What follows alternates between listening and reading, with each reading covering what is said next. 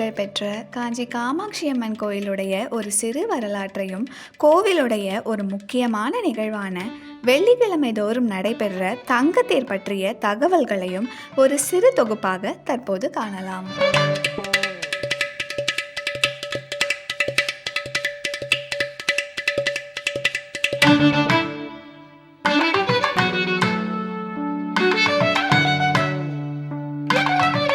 காஞ்சி காமாட்சிக்கு காமக்கொட்டி காமாட்சின்னு இன்னொரு பேரும் இருக்குது.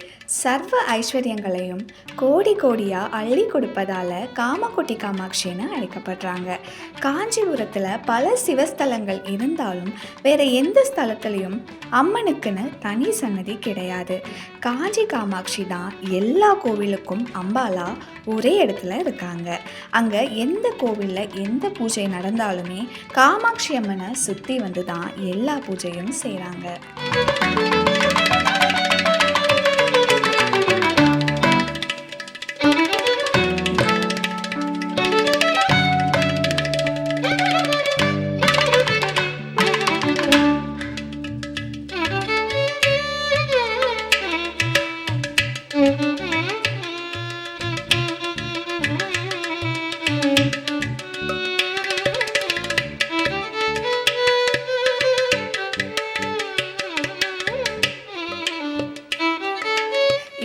காஞ்சி காமாட்சியுடைய ஒரு சிறப்பு வரலாறை காணலாம்.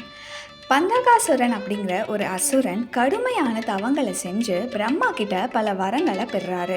முவ்வுலகையும் கைப்பற்றி தேவர்களையும் முனிவர்களையும் கொடுமைப்படுத்த தேவர்களும் முனிவர்களும் அந்த கொடுமையை தாங்க முடியாம சிவபெருமான் கிட்ட முறையிடுறாங்க. ஆனால் சிவபெருமானும் அந்த அசுரனை அழிக்கிற சக்தி அன்னை பராசக்திக்கு மட்டும்தான் இருக்குன்னு கூற தேவர்களும் முனிவர்களும் காஞ்சிபுரம் சென்று கிளி உருவத்துல செண்பக மரத்துல ஈசனை நினைச்சு தவம் செஞ்சிட்டு இருந்த தேவி கிட்ட பந்தகாசுரன் செய்த கொடுமை எல்லாத்தையுமே சொல்றாங்க. இதை கேட்ட தேவியும் பந்தகாசுரனை வதம் செய்யறதா உறுதியளிக்கிறாங்க. அதன்படி 18 கரங்கள் கொண்ட பைரவ ரூபிணியாக உருவெடுத்து பந்தகாசுரனை வதம் செஞ்சு அவருடைய தலையை வெட்டி எடுத்துக்கொண்டு காஞ்சிபுரம் வராங்க. தேவியோட உக்ர கோலத்தை பார்த்து எல்லாரும் நடுங்கி போனதால 9 வயது பெண்ணா தேவி காட்சியளிக்கிறாங்க.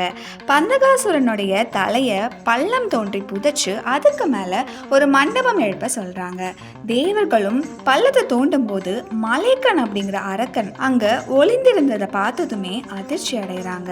மகாவிஷ்ணு கிட்ட அந்த அரக்கனை அழிக்குமாறு வேண்டி கேட்டதுக்கு இணங்க விஷ்ணுவும் அந்த மல்லக்கனோட போரிடும் போது அவனுடைய உடம்புல இருந்து வடிந்த ஒவ்வொரு துளி ரத்தமும் அரக்கனாக மாறி போர் புரிய தொடங்கினதுனால மகாவிஷ்ணு சிவபெருமானுடைய உதவியை நாடி சிவபெருமானும் ருத்ரமூர்த்தியா வந்து 2 பூதங்களை உருவாக்கி மல்லக்கனோட உடம்புல இருந்து வடிகிற ஒவ்வொரு துளி ரத்தமும் பூமியில விழறதுக்கு முன்னதாகவே குடித்து விடணும்னு கட்டளையிடுறாரு.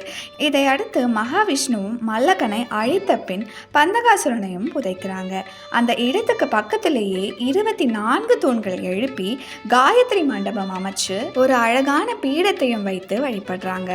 மறுநாள் அதிகாலையில் அந்த தேவாலயத்தோட கதவை திறக்கிறாங்க. அங்கே தேவர்கள் அமைச்ச சிலைக்கு பதிலாக காஞ்சி காமாட்சியே கருணை கொண்ட ராஜராஜேஸ்வரியாக பத்மாசன கோலத்தில் காட்சியளிக்கிறாங்க. தமிழ்நாட்டில் இருக்கக்கூடிய ஒரு முக்கியமான ஸ்தலங்களில் ஒன்றான காஞ்சி காமாட்சி அம்மன் கோயிலுடைய இன்னொரு முக்கியமான நிகழ்வு தாங்க தங்க தேரோட்டம்.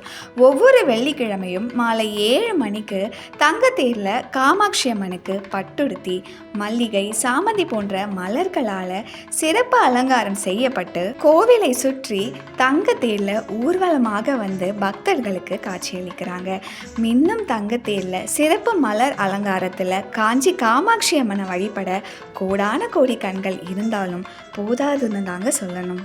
காமாட்சி அம்மனை ஒரு முறையாவது வாழ்க்கையில் தரிசிக்கணும்னு நினைக்கிறவங்க தவறாமல் வெள்ளிக்கிழமை மாலை நேரத்தில் தங்கத்தேர் தரிசனம் பெற்று எல்லா வளங்களையும் பெறுங்க.